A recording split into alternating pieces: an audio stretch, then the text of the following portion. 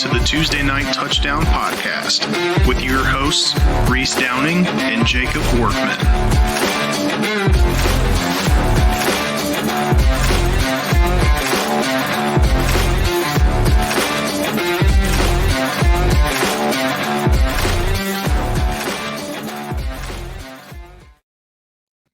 What's going on, guys? It is TNT, Tuesday Night Touchdown Podcast, NFL Edition, Week 6.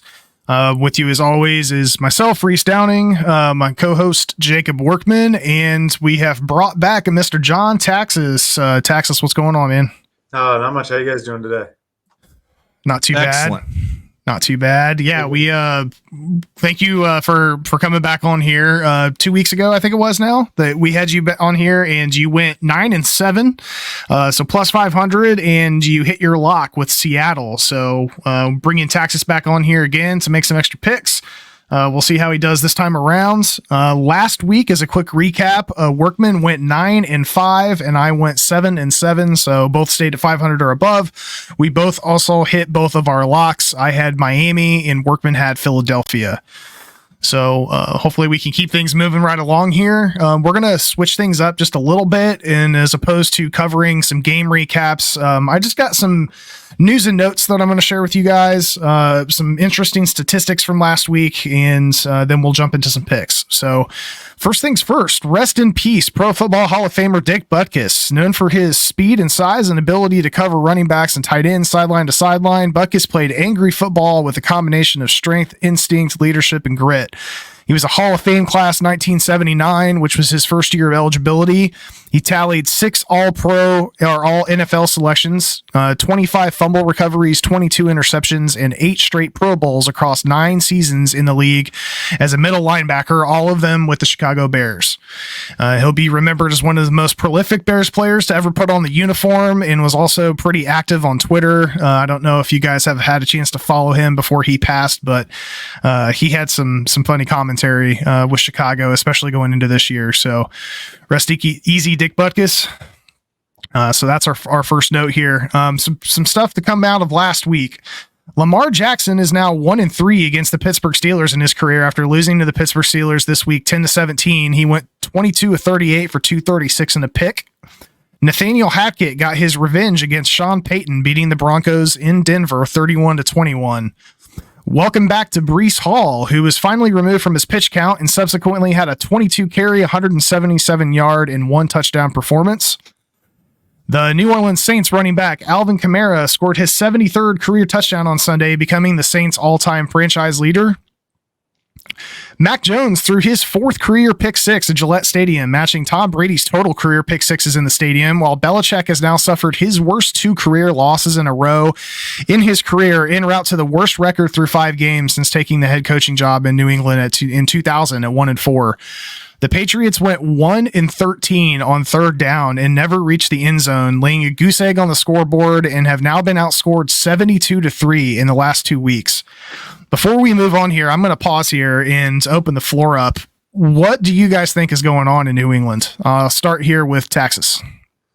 This is surprising. This is very surprising because the Belichick team, even if they suffer a loss, it hasn't been this bad, and they usually bounce back. Like, he is not one to get wrecked twice in a row, but it's happened. I think that they might need to look at a change of offensive coordinator, putting up 3 points in the last 2 games. I know that Bill O'Brien is, one of his guys, but something's got to change. So that's where I'm at on that. I just think it's a lack of weapons. They have no one on that offense. It's such a bad offense. Like, if you just look at the roster, it's terrible. Their offensive line sucks. Mac Jones gets a lot of slack. I mean, he's the quarterback. Obviously, you're going to, but you can't do anything when you have no protection whatsoever. Like, that offense is just abysmal. Like, they've got to figure out something. Draft pick should be good, so that should help, but they've also got to do something in free agency to stir up pretty much everything on that offense. There's not one position I would say, oh, that's actually worth a damn player. That's a pretty bad offense. So, and really the defense isn't much better, and that's kind of showing in the last few games. So I just think it's a complete overhaul. People questioning Belichick's coaching to me is kind of interesting. I don't think it's time for him to retire. It might be time for him to get some help as the GM, but I don't think that you can question his coaching ability. Yeah, I don't think it's a Belichick problem per se. I mean, the defense I thought was going to be somewhat decent this year. The offense I thought was going to be suspect, but then bringing Bill O'Brien in, I thought may have potentially, benefited Mac Jones to an extent, but clearly it hasn't. I don't know if I'm more surprised at the lack of offense or how many points this team is giving up on defense, because that's been the staple for them for I don't know how long. So we'll see what happens. I definitely don't think Belichick is done coaching. I do think that, relinquishing some of the GM duties would probably help him out some. So we'll see what happens with New England as the season progresses. I do think that is kind of one and the same thing, though. The defense is getting like a lot more time possession for the other team. So like that's putting them on the field a lot longer than they're used to, not being able for their offense to hold on to the ball. So I think that, if they can figure out something on offense, that's going to in turn help their defense. For sure. All right. The Miami Dolphins put up over 500 yards of offense against the New York Giants on their way to a 31-16 victory. Miami's rookie running back Davon Achane scored a 76-yard touchdown, giving him 7 touchdowns through his first 4 career games, most of any player to start their career during the Super Bowl era. The Dolphins now have 2,568 yards of offense through their first 5 games, which is the most ever in NFL history. Meanwhile, Daniel Jones, who suffered a neck injury during the game, has been sacked 16 times in the past 2 games and have not run an offensive play with the lead the entire season. The Detroit Lions beat the Carolina Panthers 42-24 and now have scored a minimum of 20 points in the last 14 games, which is a Detroit Lions record. At the same time, San Francisco's Christian McCaffrey has now scored at least 1 touchdown in 14 straight games, tying Hall of Famer Emmitt Smith for the fourth longest streak in NFL history, not including quarterbacks, and is just 4 shy of record holders Lenny Moore and LaDainian Tomlinson. Welcome back to Workman's boy Cooper Kupp, who had 8 catches for 118 yards after missing his first 4 weeks with a hamstring injury. Puka Nacua, who some were concerned would suffer from Kupp's return, finished with his own impressive 7 catches for 71 yards and a touchdown in their 14-23 loss to the Eagles. Houston Texans CJ Stroud, who lost 19-21 to the Atlanta Falcons, has now thrown 186 passes without an interception, which is the best start in league history. He's playing pretty well this year. Congratulations to Patrick Mahomes, who is with his win against the Vikings this week, has now beaten all 31 teams in the NFL, besides obviously the Kansas City Chiefs. And then lastly here, Desmond Ridder continues his home winning streak. He's now 5-0 in the Mercedes-Benz Stadium, and Ridder went 26-0 at home for the Cincinnati Cincinnati Bearcats, while he was in college.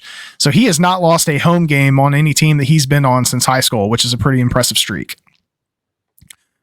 Jumping into some quick injury notes, Colts Anthony Richardson has suffered a grade 3 AC joint sprain and looks to be out for at least a month. Daniel Jones, as we just mentioned, left the game against the Miami Dolphins with a neck injury and is undergoing x-rays and an MRI to determine the extent of that injury. Jones did have a neck injury end his season in 2021. Buffalo continues to also get decimated by injuries, with the newest player being Matt Milano, who fractured his leg on Sunday as well as injured his knee and is likely out for the season. Tank Dell has entered concussion protocol for the Houston Texans. Zay Jones played for the first time since week 2, but only lasted a half before leaving with a knee injury and not returning.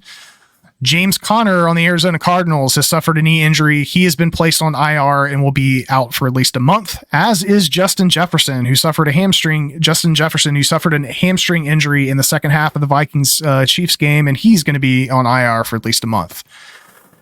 Mr. Pfizer, Travis Swift-Kelce, suffered a lower ankle sprain and left the game only to return and catch a touchdown pass. It looks like he's going to be able to play through whatever may be lingering there. And last note we have here, in a very unfortunate series of events in the continued Lions injury struggles, Emmanuel Mosley, first game back from suffering a torn left ACL, has now unfortunately torn his right ACL and will be out for the rest of the season. Workman, how are you thinking the Lions are going to hold up here as they continue to try to battle all these injuries?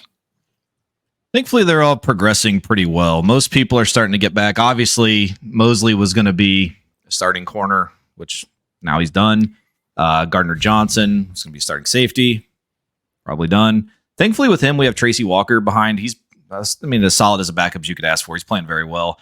Mosley, Jacob's coming alive and actually being reliable this year is a huge turn. And with the branch draft, I think we're going to be okay. it does suck for him, but I don't think it's too big of a deal.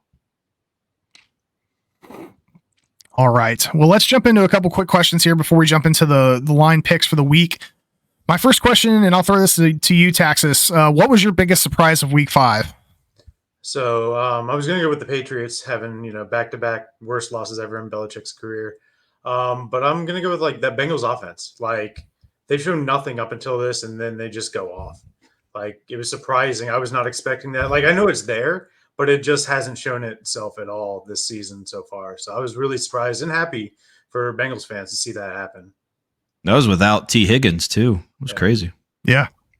Workman, what was your biggest surprise for week 5? So again, the Patriots, I think, were the obvious one, but I went a little homer here. The NFC North's over. The Lions, for the first time in forever, they're the kings of the North. This shit's over. The Packers are proven they're nothing. Bears, they suck. And the Vikings, I've told you since day one, are not a good team. And now with Jefferson out, it's over.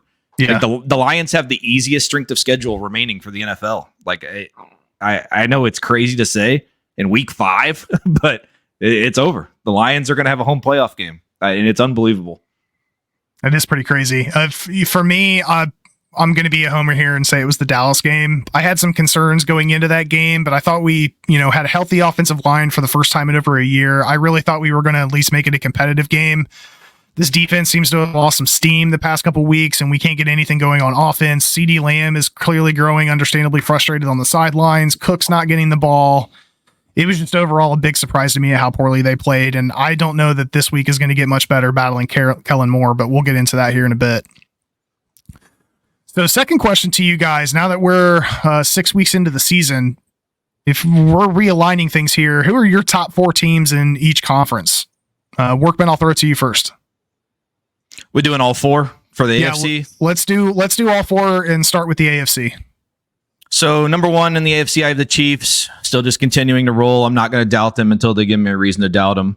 Number 2, I've got the Dolphins. Absolutely love what they're doing. Fastest team on earth. Achane getting hurt is a big deal, I think, just because he's shown some great signs of life, but obviously Mostert's still there. So I think they're going to be okay with that. And it doesn't seem like we're too far away from the return of Jalen Ramsey, which that team's going to be scary to think about.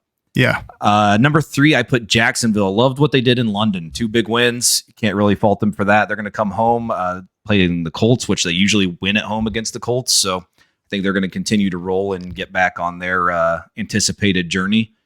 And number 4, I struggled with number 4 in the AFC.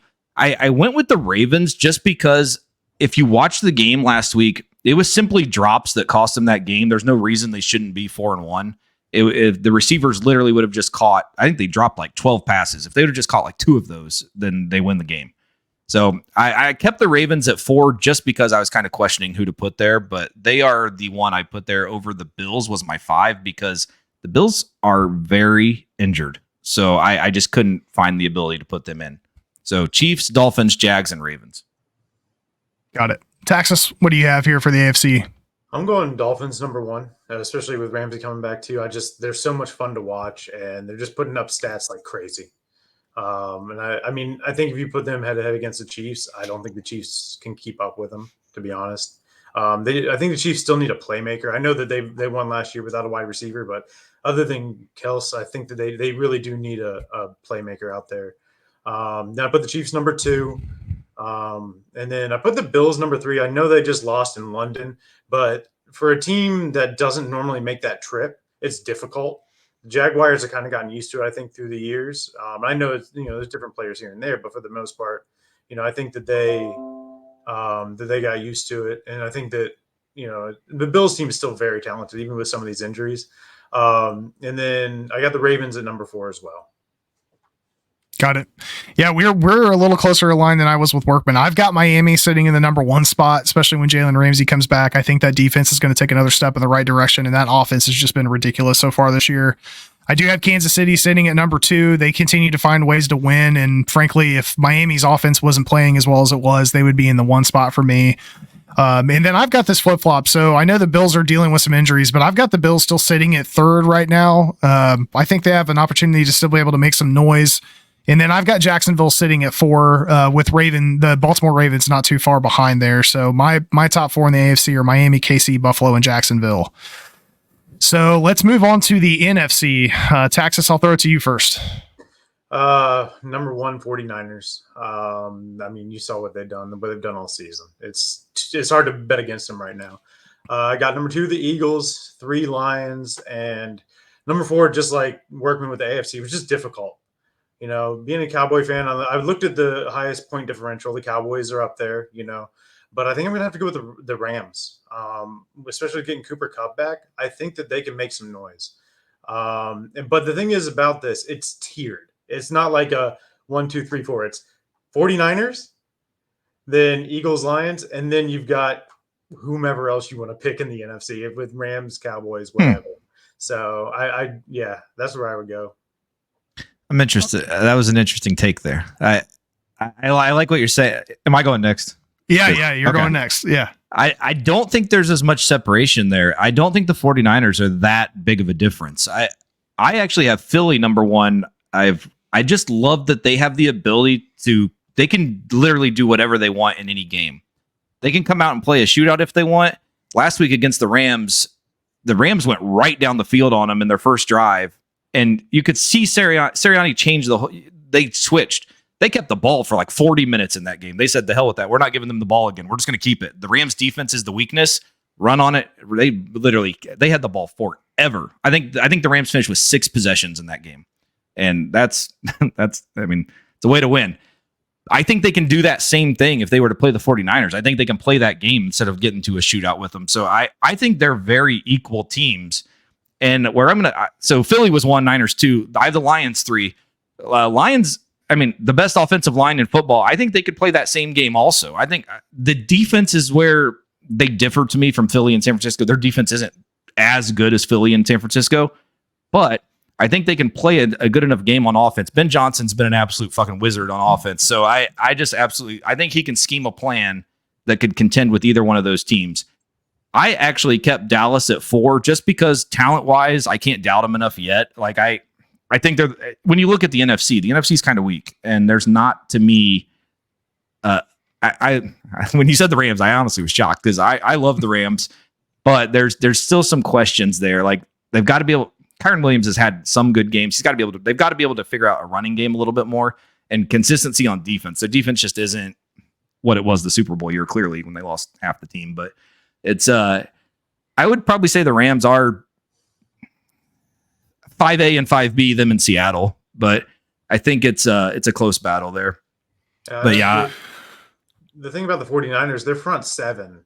Like the linebackers are ridiculous the way they fly around the field. So, even if you want to do a ground and pound game to control time of possession, I still think with the push that front can get and those 2 all-pro linebackers, it's going to be hard to control the time of possession like that. Yeah, I'm just Philly can play the same game though. Philly's defense front 7 is just as good. That's what I'm saying. They have the ability to adjust to play any type of game, which I think the 49ers do too. That's why I'm saying they're both very good teams. I'm just giving Philly which I think we're not too far away from them playing. I think they play in like 3 weeks, so we'll find out a lot that game. But those were my top 4: Philly, Niners, Lions, Cowboys. Yeah, the 49ers actually don't play the Eagles until December 3rd, so they've got another 6 games before they get there. They play the Cowboys in 4 weeks on November 5th. That's the first game against the Eagles, but I've got San Francisco sitting in the 1 spot. That this could just partially be PTSD from Sunday night, but they are a damn good team. Philly, I've got sitting at the 2nd spot. They could really be 1A or 1B, but watching all of the games so far this year, I think San Francisco looks a little bit more impressive to me, just on both sides of the ball combined. I do have Detroit sitting in the 3 spot, and I'm really going to love watching a home game against Detroit or for Detroit this year. That's going to be a lot of fun seeing them in the playoffs. I hope they are able to make some noise. And then I'm with Workman. I still have Dallas in the 4 spot just because there's a lot of talent on that team. They just haven't put it together yet. I'm really hoping that they can figure things out. I had Seattle just behind them, but I do have San Francisco, Philly, Detroit, and Dallas as my 4 guys at the top of the NFC. Philly reminds me a lot of like Georgia and Michigan right now. Like they can just, like, it's not a huge deal. They can just win. You know what I mean? Like, it doesn't have to look pretty. They can just win. Yeah. I think that's where I didn't have them as number one because they haven't like put it all together for one good solid game. I mean, the game against the Rams was really good, but like consistency with that, where I've seen the 49ers do it week after week and just take care of opponents. Yeah, see, I'm never too big of a stats person. I'm more of an eye test person, and so when you can just see someone dominate a game and win, like that's the stats aren't going to look good, but they were never in doubt. So that's just one of the differences. But Yeah, I mean, to your point, as far as the time of possession goes, the Eagles had the ball for 37 minutes and 55 seconds versus the Rams, who had it for 22 minutes. So they had it a whole quarter more than what the Rams did. yeah, I mean, if you watched in the second half of that game, the Rams literally it felt like they never had the ball. It was crazy. Yeah, it's nuts. All right, guys, let's jump into it here. We're going to start off with Thursday night matchup featuring a battle of AFC West teams as the 1-4 Denver Broncos head to Arrowhead after a 10-point loss at home at the hands of the New York Jets to meet a 1-4 Kansas City Chiefs team that is returning home after beating the Minnesota Vikings 27-20. The Broncos continue to struggle stopping offenses, giving up an NFL worst 181 points so far this year, while the Chiefs continue to find ways to win close games. The Chiefs sit atop the AFC West, while the Broncos are currently at the bottom, and KC is favored by 10.5. Workman, I'll throw it to you here first. I'm taking the Chiefs. A little concerning on a short week with the Kelsey injury. You just have to hope that everything's good and he's not going to have any lingering effects. I just don't think Denver is worth anything. Like they have not shown any signs of life whatsoever other than their comeback against the Bears. So I don't know. I just think this is an easy one. I think the Chiefs, even though they are notorious to not covering big spreads, I think they win this one by 14. Texas? Yeah, I agree. And from some of the rumors going around, it looks like Denver might be looking to blow this thing up. They're talking about trading wide receivers. Yeah, and hopefully Pat Surtain is a Lion. Yeah, right? There's a lot of rumors of that. Cowboys almost drafted him, so yeah, possibility there too. But no, I'll take Kansas City.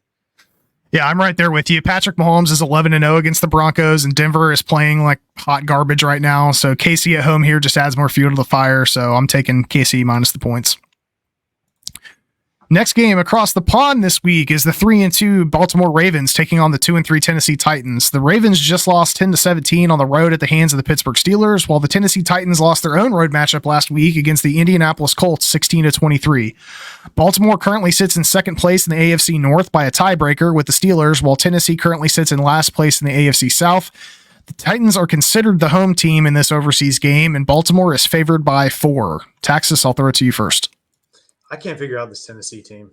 Like I cannot figure out who they are, but I'm going to go with Baltimore. Like Workman said, it was a bunch of drops that really cost them a game against the Steelers. So I think that they sure that up a little bit, and I think that they'll get the win. Yeah, thankfully, with it being in London, they were both on the road and both lost, so you can't really take too much of an effect into that. I think Baltimore rebounds here and gets the win and the cover. Yeah, with Tennessee's defense is struggling here as of late and battling some injuries, still have Tannehill at the helm, so Baltimore should be able to get this W pretty easily. So I'm with you, taking Baltimore here minus the 4. All right, next up, the undefeated San Francisco 49ers head east after a convincing victory against the Dallas Cowboys Sunday night, 42-10, to meet a 2-2 Cleveland Browns team that's coming off a bye week. Their last game was a 3-28 home loss against the Baltimore Ravens. San Francisco is currently in first in the AFC West, while the Browns are sitting in the third spot in the AFC North. The Niners here are favored by 5.5. Workman? I'm not sure if Deshaun's playing or not, and I would not want to be questionable against this defensive line, so I'm going to take the Niners. Texas? Yeah, same. I'll take the Niners. That's a pretty easy one. Yeah, this Niners team is looking more and more deadly each week on both sides of the ball. Vegas also knows it because this game's jumped up a couple points since earlier in the week. I don't really think it matters, so I'm going to take the Niners minus the points.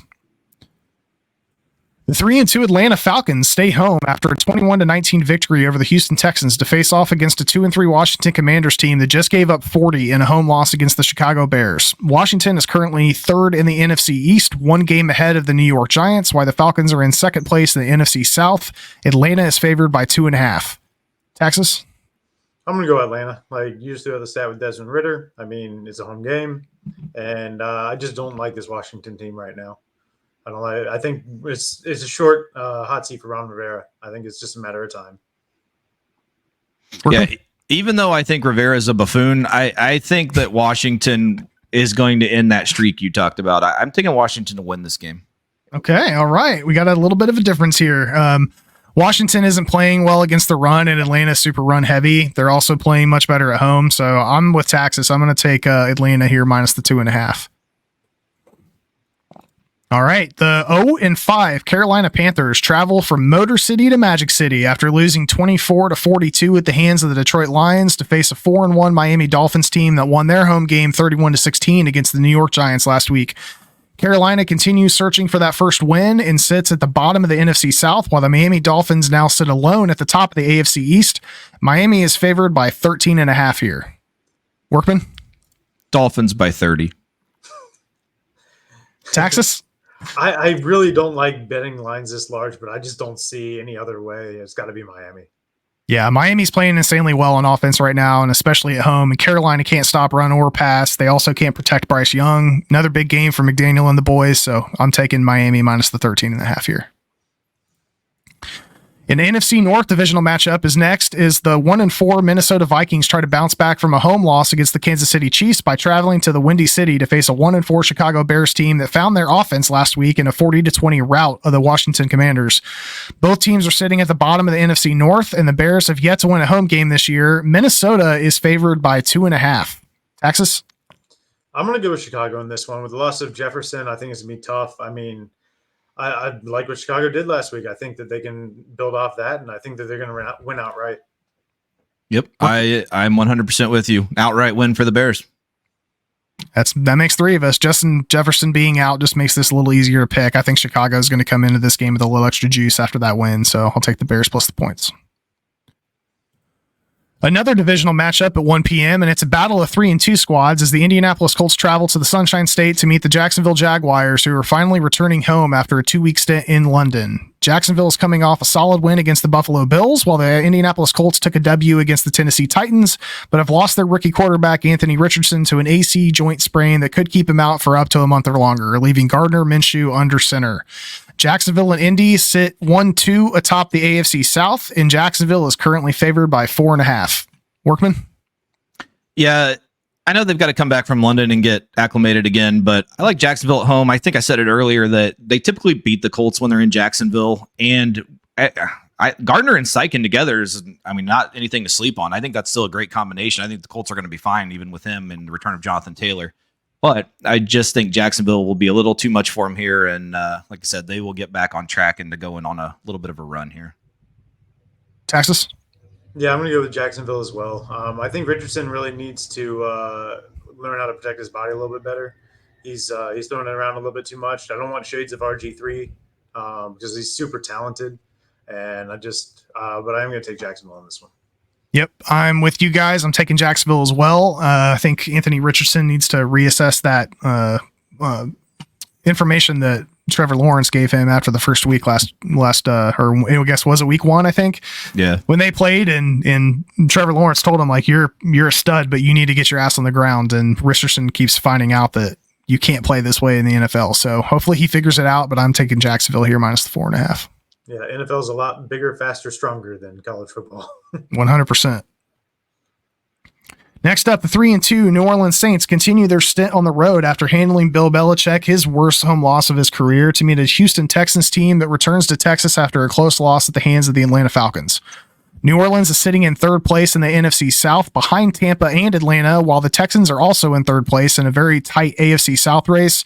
New Orleans is currently favored by 1.5. Texas? I still like what CJ Stroud's doing, but I'm going to have to go with New Orleans in this one. I think their defense is going to be able to hold them in check a little bit. Maybe force that first turnover too. Yeah, I like New Orleans in this one too. The last few weeks, they've started to come around a little bit. Carr could actually throw the ball last week, not throw only 5 yards or less. So he seems to be getting a little bit healthier. This line kind of is surprising me. I'm really surprised it's that low, but I like New Orleans minus the 1.5. Yeah, this line being this low is what's got me going this route. I think Houston's going to take this one at home. CG Stroud, I think, can continue to protect the ball. Houston pulls one out at home here, so I'm going to take the Texans plus the points. Next up, the 3-1 Seattle Seahawks head to Cincy after a bye week and are coming off a 24-3 victory on the road against the Giants to face off against a Bengals team that found their footing on offense last week in Arizona on their way to a 34-20 victory. Seattle currently sits in second place in the NFC West behind the undefeated San Francisco 49ers, while the Bengals continue to try to claw their way back from the bottom of the standings in an uber-competitive AFC North division. Cincinnati is favored by 2.5. Workman?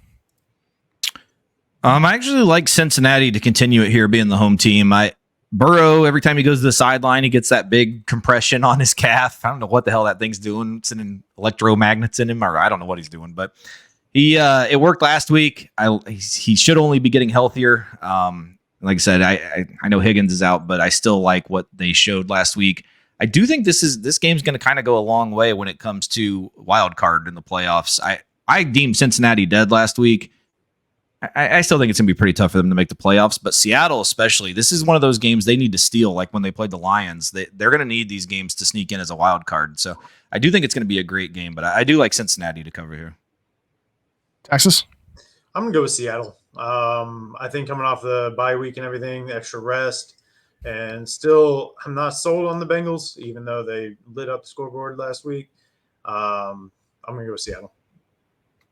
I'm going to go with Cincinnati here. I think Seattle's pass defense has struggled a bit. Cincinnati tends to play better at home, and Burrow and Chase seemed to rekindle some flame last week. So I'm going to take the Bengals minus the points in this one.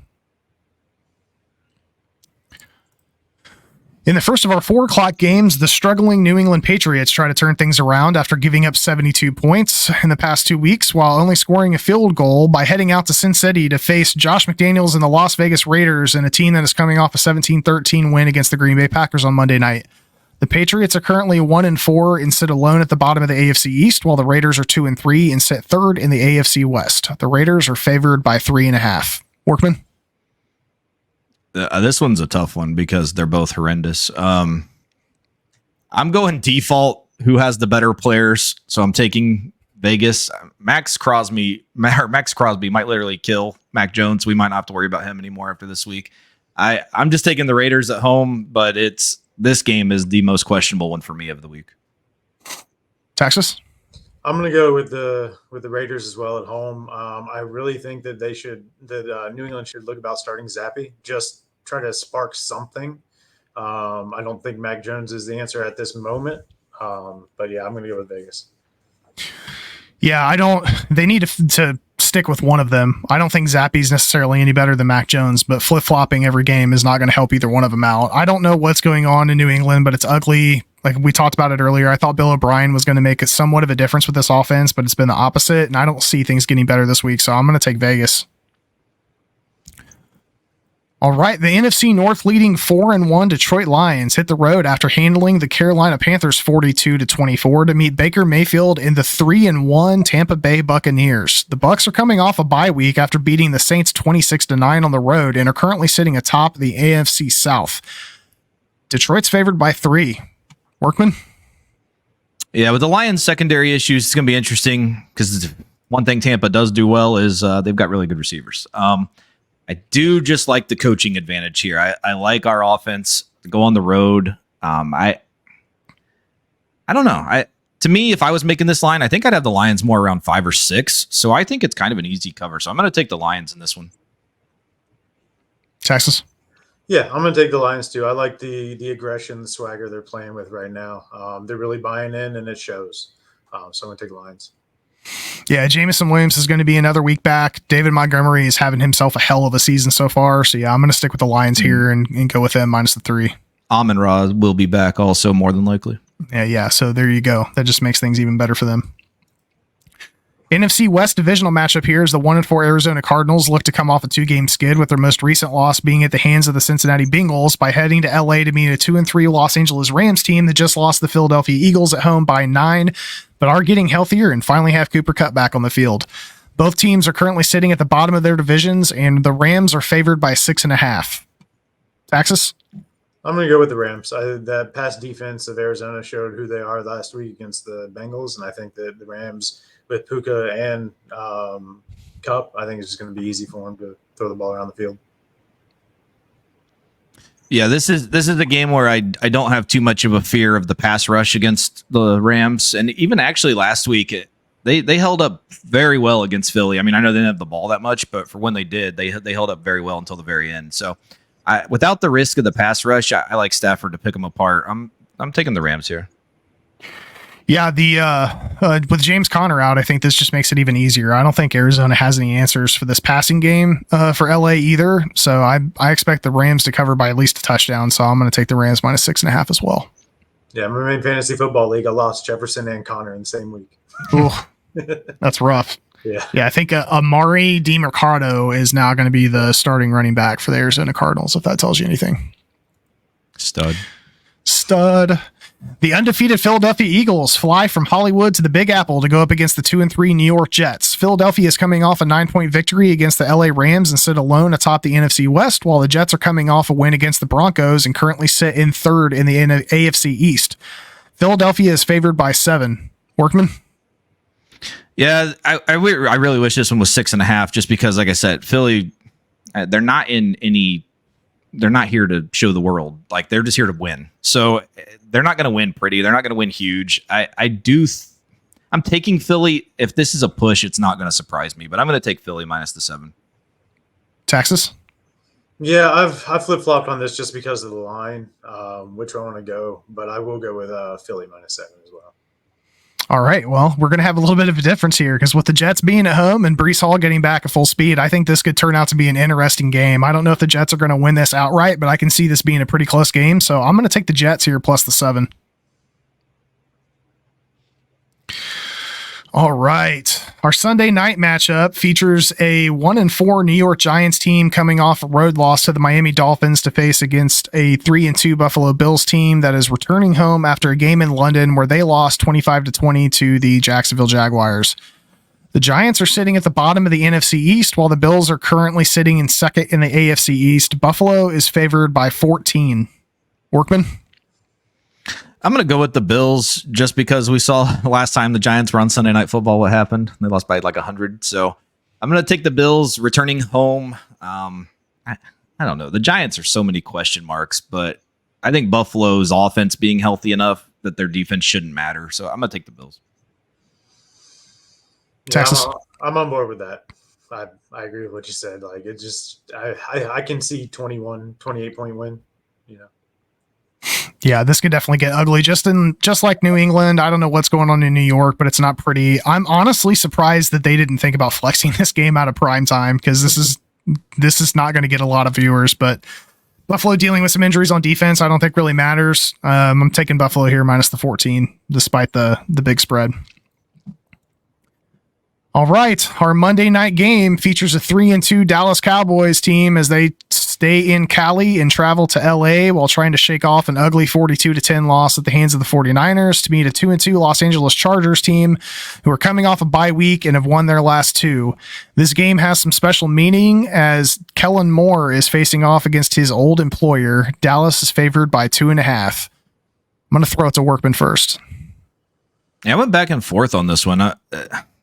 I don't know. This is a very tough game for me to pick because I think both teams are pretty similar. I mean, I know the Cowboys are a little better on defense, but no one's really world beating here to me. I'm going with Dallas, or actually, let me change that. I'm going to take the Chargers in this one. I want the points. Texas? Last time I was on here was after that week 2 win for the Cowboys, and everything looked great and everything looked peachy. And I was like, this is a different Cowboys team. Well, I was wrong. It is not a different Cowboys team. They let us down. I see Herbert throwing it on this Dallas defense. We did not look good last week. Eckler's supposed to be back. I don't see us covering that 2.5. And I honestly, it might come down to the end, a field goal at the end, but I do think that the Chargers are going to win outright, honestly. I hate to say that. It hurts me to say that. Yeah, no, I get it. I've been flipping back and forth on this too. This game scares me because Kellen Moore is going to come into this game ready for revenge. Dallas's offense also doesn't seem to get going, and the play calling's been subpar as late. The other thing that I noticed last week is we're missing Trevon Diggs, man. Yeah. Stephon Gilmore is good, but he is not a CB1 anymore. We don't have a CB1 right now, and that's hurting us. I hope that this Niners game woke them up, but the last few ass kickings that the Niners have given them should have woken Dallas up. I'm going to take Dallas minus the 2.5 just because I think this could end up being a 3-point game. But I'm not overly confident in it. So I'm going to go with Cowboys here, but it looks like Van Der Esch is out too. So a little bit of the run defense. They talked about possibly taking Micah and he's to linebacker, taking him off a handful of pass rush snaps, maybe take him off 5 or 6 pass rush snaps, give him 10, linebacker snaps at that point. And that's not fun to hear. And then also Deron Bland went out with an injury too. Last game. And then the next play, the 49ers picked on Iggy, who we just got in trade for Kelvin Joseph. And there was a penalty, but it was a big play, like one play after Deron Bland went out. So like, I just don't have any confidence right now with that. It's one of the few Cowboys I like. He's a Fresno guy. Yeah. He's a stud.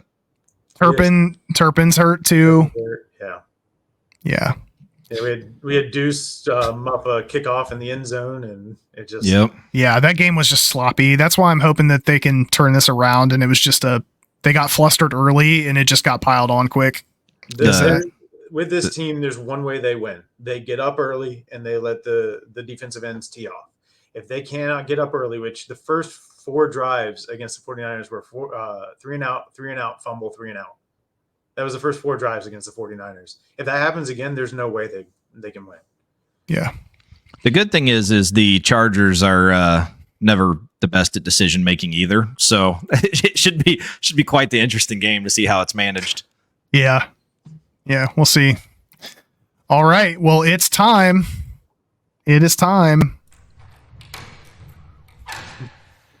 It's time for our locks of the week. I remembered it this week. I'm impressed. I think it's because I put the locks on the banners. That probably helped me. Right. Yeah. All right. Let's go through and pick our locks for the week. I'll go first here. My lock of the week here is going to be Miami for the 4th time this year. They've had a really favorable schedule, and that continues, I think, as they face off against a winless Carolina Panthers team. I think this game could get ugly. They're being at home, so I'm going to take Miami. Workman? I am taking the Niners minus the 5.5. I just like them to go into Cleveland and pretty much dominate that game. Texas? I was going to go with the Niners, but I will go with Kansas City in the 10.5 against Denver. Patrick Mahomes just owns them. And I know that, again, they're not great against the spread, but Denver, I have no confidence in stopping anything right now. All right. So just to recap here, I am taking Miami as my lock. Workman is taking Niners. The Niners, and Texas has flipped his Niners pick, and he is going to go with Kansas City. So we'll keep track on this. We appreciate you guys listening as always. Please like, follow, subscribe. If you guys have us on YouTube, we're also on Spotify and Apple now. Workman's doing what he can to try to turn these landscape videos into portrait TikTok videos, which is not easy. If you have not listened to our NCAA football edition, please listen to that, because not only are we playing pretty well, but today was pretty fun. We had our guest, Andrew Carter, brought out a prop so that was interesting. And you also get a little bit of a history lesson at the end of that episode. So we're great stuff here. So for Jacob Workman and John Taxis, thank you again for joining the show here. And we look to having you on, again later this year. I'm Reese Downing. Thanks for listening, and we'll talk to you guys soon. Eat 'em up, Lions. Eat 'em up. Cheers, guys.